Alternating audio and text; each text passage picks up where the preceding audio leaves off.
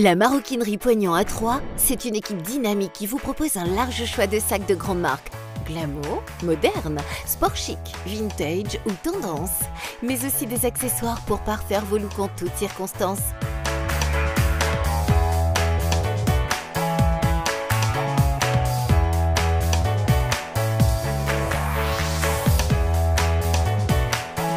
Pour offrir ou se faire plaisir, la Maroquinerie Poignant, c'est la référence mode adaptée à tous les budgets. Maroquinerie Poignant, 13 rue Aristide Briand à Troyes.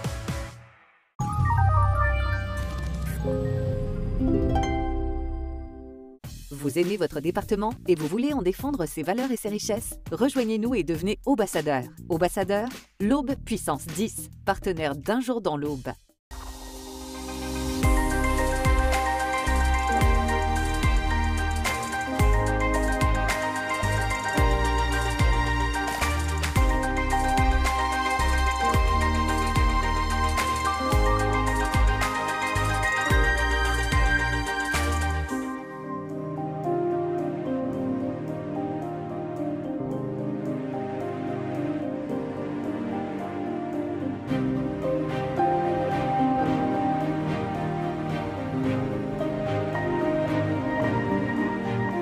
Dans Un jour dans l'Aube, nous rencontrons Benjamin Nivet. Bonjour. Bonjour. Vous êtes le capitaine emblématique de l'Estac. Vous avez pris votre retraite il y a quelques mois, à 42 ans.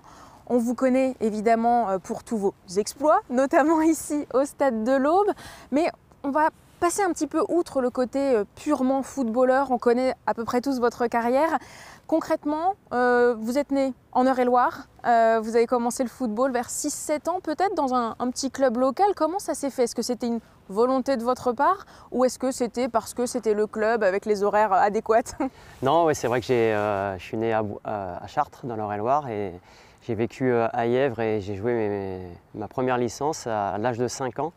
À Brou, et j'étais déjà un passionné parce que dès mon plus jeune âge, j'étais avec un ballon dans les pieds et je suivais mon père qui était le gardien du club local, donc j'étais tout le temps sur le terrain et mes parents m'ont raconté, quelle que soit la météo, j'étais derrière le but de mon père avec un ballon, donc c'était une vraie passion chez moi. Donc une vraie passion et donc un rêve d'enfance de devenir footballeur professionnel. Est-ce que voilà, quand on habite dans un département français comme ça, est-ce qu'on se dit vraiment un jour, je vais pouvoir faire de ma vie, mon métier, ce sera footballeur? Alors non, pas du tout. Peut-être contrairement à ce qui se passe maintenant aujourd'hui avec la société qui est beaucoup plus médiatisée que nous à l'époque, parce qu'on n'avait pas forcément beaucoup d'images des matchs de championnat de Ligue 1. Et moi, je m'en suis rendu compte beaucoup plus tard, vers l'âge de 15 ans, quand j'ai intégré le centre de formation d'Auxerre. Mais quand j'ai commencé, quand j'étais gamin, je pensais surtout à m'amuser sur le terrain et retrouver les potes dans le vestiaire et faire des matchs ensemble et surtout prendre du plaisir. Et du coup, avant 15 ans, vous aviez déjà un autre métier en tête peut-être?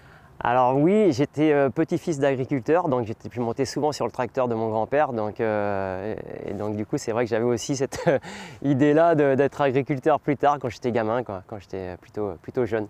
Et justement, au début de l'adolescence, 13 ans, 15 ans, vous quittez votre famille pour aller faire des études en centre de formation. Donc là, votre carrière commence, j'imagine, à se dessiner. Qu'est-ce que ça fait? Est-ce que c'est dur ce déracinement? Est-ce que c'est un mal nécessaire pour progresser dans votre passion?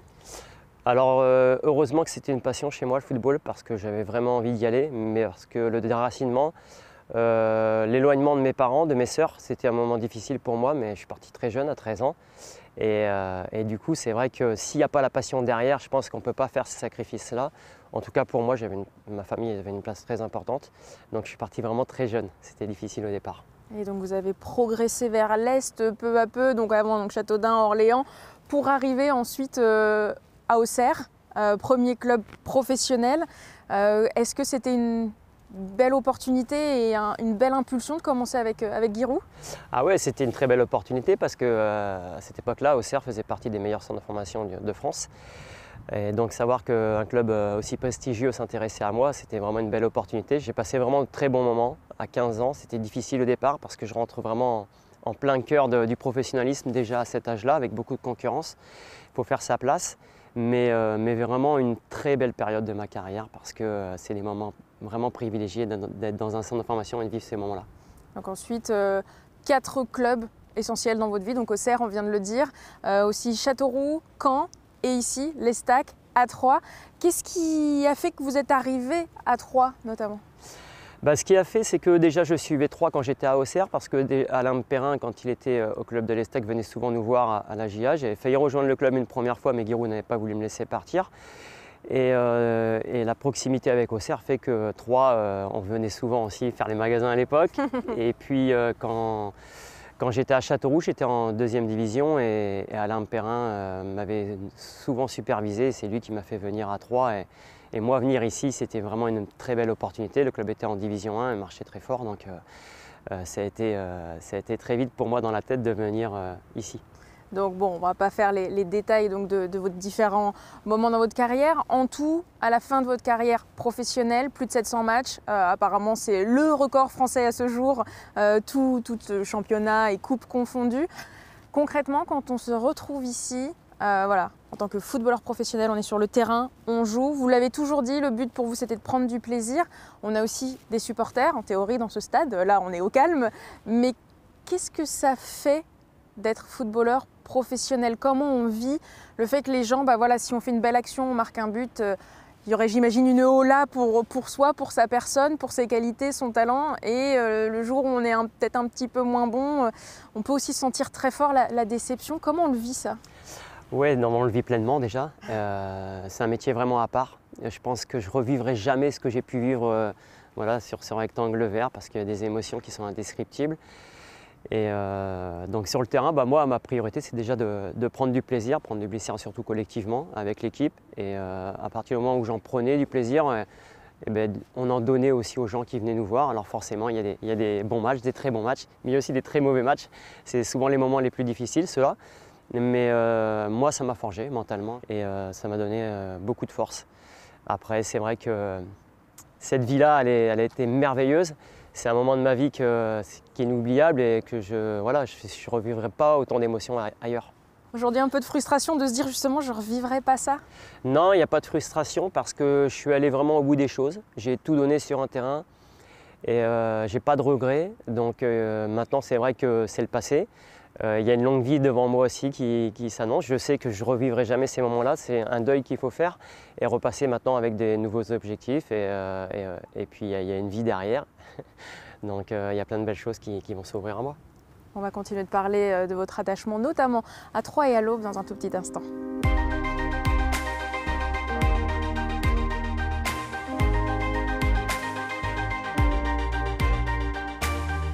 Benjamin Nivet, vous avez marqué, on ne peut pas le nier, la vie des Aubois sur plusieurs générations, notamment les amateurs de football évidemment, mais pas seulement. On le voit notamment avec cette toile qui a été réalisée par l'artiste Argadol. Qu'est-ce que ça vous fait de vous sentir peut-être aussi important? Vous avez été important dans la vie de certaines personnes ici? Alors déjà, c'est vrai que vous signalez Argadol qui m'a fait vraiment un très bel hommage avec une belle toile à la fin de ma carrière. Ce que ça me fait, c'est un grand plaisir. C'est vrai que les gens, surtout de les entendre parler sur moi, et ça c'est une vraie fierté parce qu'avant tout, ils ont retenu le joueur forcément, aussi l'homme, et puis mon attachement à cette ville de Troyes, à l'Aube et donc à ce département. Donc voilà, c'était pour moi réciproque parce que je me sens vraiment très bien ici, donc c'est un vrai plaisir. Et le fait d'avoir découvert ce département, parce qu'on l'a dit, vous n'êtes pas originaire d'ici, c'était une belle découverte. Est-ce qu'il y a des choses que ça vous a apporté, ce département? Ouais, finalement, j'ai envie de dire qu'il y a des signes parce que dans ma carrière, j'ai toujours porté le numéro 10. Le numéro 10, c'est mon numéro, c'est celui qui m'a fait vibrer pendant mes années, mon enfance avec Michel Platini. Et je me retrouve dans le département de l'Aube, dans le 10, là où je vais construire ma vie, où j'ai passé la majeure partie de ma carrière, donc c'est sûrement un signe. Et ce département, il me plaît parce que les gens sont très humains. C'est une ville à taille humaine qui est très belle, un très beau patrimoine. Et avec ma famille, on s'y sent vraiment très bien. Parlant de patrimoine, vous faites un peu maintenant partie du patrimoine Aubois. On parle de cette fameuse potentielle statue. Je sais pas, on a dit que c'était un beau patrimoine, il faut faire attention, ça va faire tâche. Mais non. Et le métier de footballeur aussi, on sait qu'au sein de l'Estac, souvent il est dit qu'il y a un groupe soudé, une ambiance assez familiale. Est-ce que c'est vrai? Est-ce que vous en retenez des idées que certains des joueurs que vous avez pu fréquenter dans le vestiaire troyen peuvent être comme des frères, des membres de la famille? Ah ouais, bien sûr. Moi, j'ai choisi le football à la base pour ça, parce que j'avais le tennis où j'aimais énormément, mais il fallait que je choisisse un sport. J'ai pris le football parce que c'est un sport collectif, de partage.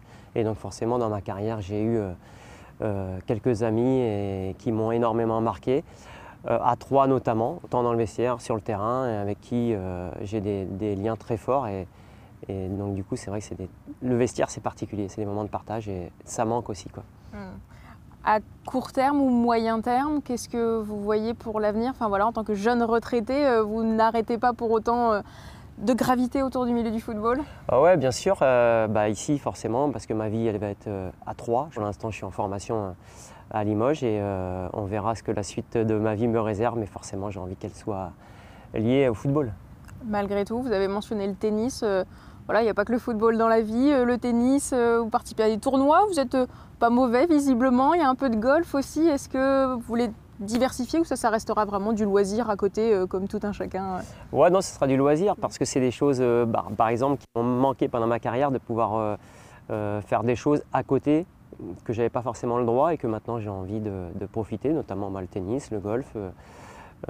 Profiter un peu plus de ma cave. Donc voilà, c'est des choses simples de la vie que des fois on est obligé de faire des sacrifices par rapport à sa passion. Donc du coup, vous vous sentez aujourd'hui plus libre peut-être? Ouais, j'ai le droit à beaucoup plus de liberté. C'est vrai que ma vie a été faite par rapport au match des week-ends. Il fallait avoir une hygiène de vie, faire attention et forcément ça a octroyé quelques sacrifices et donc maintenant je vais pouvoir en profiter un peu plus. En tout cas, on vous le souhaite, Benjamin. Merci beaucoup. Merci. Pour cette interview. Et puis, on espère vous retrouver, pourquoi pas, bientôt, voilà, autour de ce stade. Même si vous n'êtes plus sur la pelouse, en tout cas autour. Merci beaucoup à vous. Merci bien, merci beaucoup.